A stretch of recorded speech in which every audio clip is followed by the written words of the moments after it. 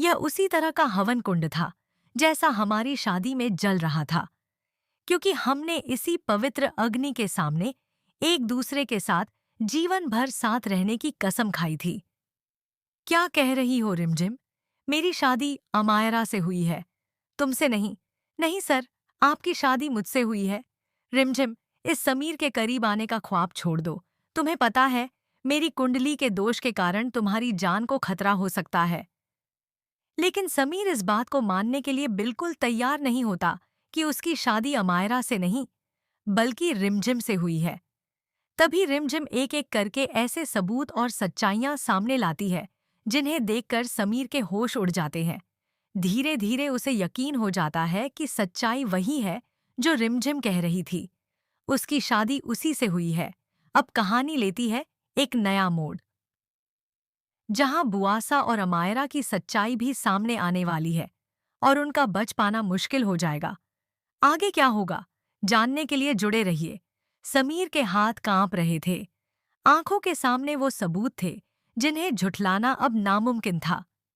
ये ये कैसे हो सकता है? समीर बुदबुदाया। रिमझिम की आंखों में आंसू थे, लेकिन इस बार वो कमजोर नहीं थी। वो सच के साथ खड़ी थी। मैंने कभी झूठ नहीं कहा समीर, बस तुम्हें सच तक पहुंचने में वक्त लगा। तभी अचानक कमरे का दरवाजा जोर से खुलता है। अंदर आती है अमायरा। चेहरे पर घबराहट और गुस्सा साफ दिख रहा था। बस, बहुत हो गया ये ड्रामा, अमायरा चिल्लाई। समीर, तुम इसकी बातों में आ रहे हो। ये सब प्लान है तुम्हें मुझसे दूर करने का। लेकिन इस बार समीर चुप नहीं रहा। ड्रामा कौन कर रहा है अमायरा? ये अब साफ हो चुका है। कमरे में सन्नाटा छा जाता है। तभी पीछे से बुआसा भी आ जाती है और उनकी आंखों में एक अजीब सी बेचैनी थी। समीर बेटा, तुम समझ नहीं रहे हो। ये लड़की तुम्हारे लिए अपशकुन है, बुआसा बोली। रिमझिम ने सीधा बुआसा की तरफ देखा। अपशकुन मैं नहीं, आपकी सच्चाई है जो अब सबके सामने आने वाली है। समीर ने पहली बार बुआसा से सवाल किया। आखिर क्यों किया आपने ये सब? मेरी शादी, मेरी जिंदगी के साथ इतना बड़ा खेल क्यों? बुआसा के चेहरे का रंग उड़ गया। कुछ पल की खामोशी के बाद वो हंसने लगी, एक ठंडी और डरावनी हंसी। क्योंकि मुझे ये रिश्ता मंजूर नहीं था, बुआसा ने गुस्से में कहा। रिमझिम इस घर के लायक नहीं है, इसलिए मैंने सब बदल दिया। कुंडली, फेरे, दुल्हन, सब। ये सुनते ही समीर के पैरों तले जमीन खिसक जाती है। तो ये सब एक साजिश थी? हाँ, अमायरा आगे बढ़कर बोली।